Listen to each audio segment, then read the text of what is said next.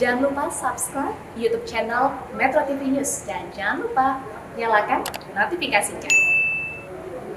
Pemirsa, bicara soal angka HIV/AIDS yang tiba-tiba menggemparkan Bandung dan juga Indonesia, Abdi, kita akan bahas lebih lanjut soal ini dengan psikolog pendidikan Indah Sundari Jayanti yang sudah berhubung bersama kami. Selamat pagi Mbak Indah. Selamat pagi Mbak Indah, salam sehat. Mbak Indah, kalau kita bicara soal... Ya, baik. Mbak Indah, kalau kita bicara soal korban yang ternyata sudah mengidap HIV/AIDS, mungkin ada kata depresi, sedih, berbeban berat. Apa yang sebenarnya harus dilakukan terhadap para korban yang sudah menyandang HIV/AIDS ini, Mbak?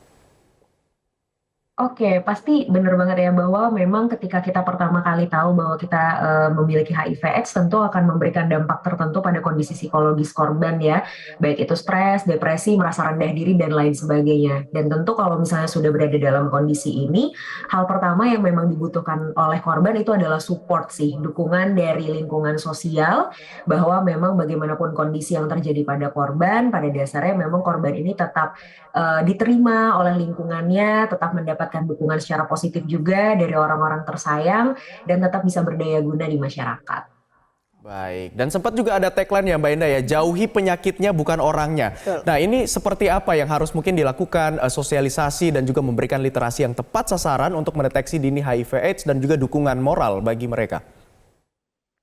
Ya, memang sebenarnya kalau berkaitan dengan HIV/AIDS ini tentu yang paling penting adalah tindakan preventifnya dulu ya gitu terkait bagaimana edukasi tentang bahayanya HIV, bahayanya AIDS ini, lalu bagaimana edukasi seks gitu ya yang tepat untuk khususnya anak muda bahwa bagaimanapun tindakan seks bebas gitu, apalagi yang dalam konteks tidak aman, tentu kan itu akan memberikan kerugian tersendiri ya gitu bagi anak muda khususnya entah di kehidupan yang sekarang ataupun di kehidupan yang akan datang gitu. Jadi memang untuk pertama preventifnya sangat dibutuhkan dari edukasi seksualnya tersendiri, dan yang kedua memang tindakan intervensinya gitu ya, bahwa bagaimana orang-orang sekitar itu bisa tetap memberikan dukungan dan para korban pun tetap bisa melihat potensi lain di dirinya untuk tetap bisa melakukan hal yang positif, hal yang baik meskipun memang memiliki kondisi HIV/AIDS-nya tersendiri.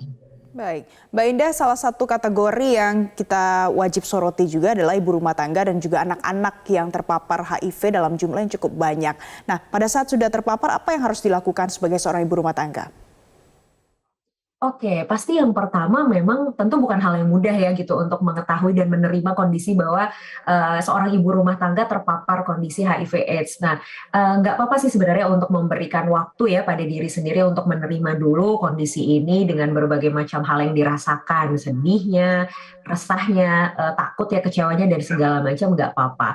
Tapi kemudian jangan lupa bahwa kita juga harus berfokus pada solusi dari permasalahan yang terjadi dengan HIV/AIDS yang memang terjadi pada para ibu rumah tangga, bagaimana kemudian ibu rumah tangga bisa fokus kembali kepada peran utama mereka sebagai seorang ibu dan juga sebagai seorang istri gitu. Dan tentunya nggak apa-apa banget untuk mencari ya, kalau tadi kan kita bicara tentang dukungan sosial, bahwa dukungan sosial ini kan nggak bisa selamanya kita harapkan datang dengan sendirinya gitu. Jadi kadang kitanya juga yang harus meminta bantuan, kitanya juga yang harus mencari pertolongan.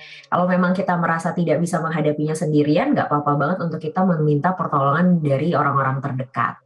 Baik, artinya dukungan sosial juga sangat penting. Tapi Mbak Indah, kalau kita berbicara mengenai peningkatan kualitas hidup, apalagi mungkin mereka juga sempat depresi karena berstatus HIV, apalagi yang bisa dilakukan?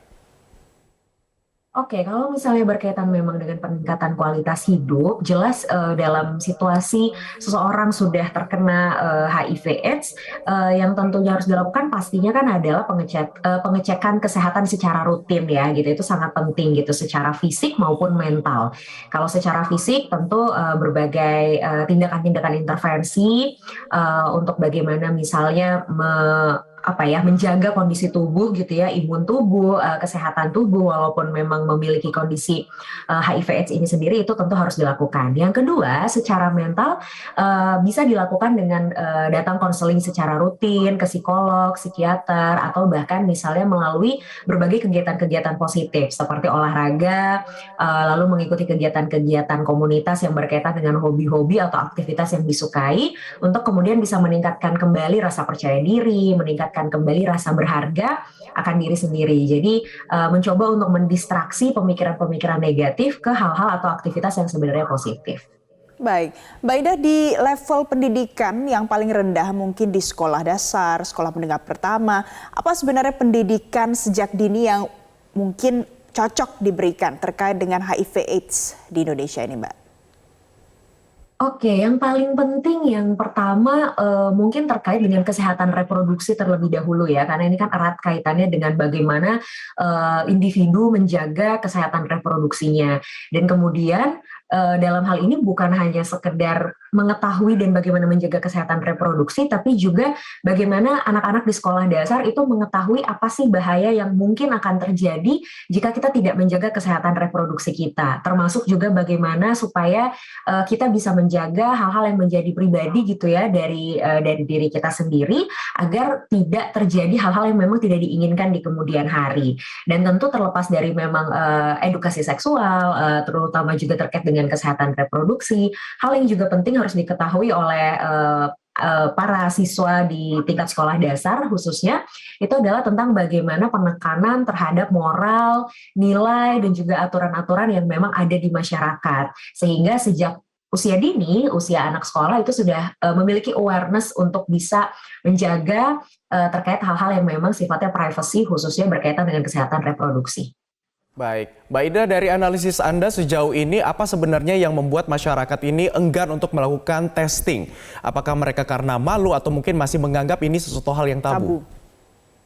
Ya, itu jadi dua hal yang sebenarnya penyebab utama ya gitu, karena memang banyak orang stigma masyarakat khususnya di budaya kita, budaya kolektif yang kental di Indonesia membuat orang-orang dengan HIV/AIDS ini terkesan negatif dari segala sisi ya gitu. Meskipun kan tadi sudah dikatakan bahwa jauhi penyakitnya bukan orangnya gitu, tapi memang edukasi terkait HIV/AIDS ini yang pada dasarnya mungkin entah belum merata ataupun memang kitanya sebagai masyarakat tidak aware, sehingga membuat banyak orang tidak memahami tentang bagaimana sih kondisi sebenarnya HIV/AIDS ini. Nah, stigma-stigma yang timbul dari masyarakat dan juga budaya ini yang membuat banyak orang malu untuk kemudian memeriksakan kondisinya lebih lanjut gitu. Atau ada yang merasa juga bahwa ketika sudah terkena HIV/AIDS dia merasa bahwa saya udah nggak ada artinya, saya udah nggak ada gunanya. Jadi untuk apa juga gitu saya ngecek kondisi saya lebih lanjut. Karena ya itu tadi ya kondisi-kondisi seperti stres dan juga depresi pasti mempengaruhi rasa kepercayaan diri untuk melanjutkan kehidupannya. Baik, terima kasih Mbak Indah Sundarijayati sudah menjelaskan bersama kami di Metro Pagi Prime Time. Selamat kembali beraktivitas, salam sehat. Terima kasih Mbak Indah.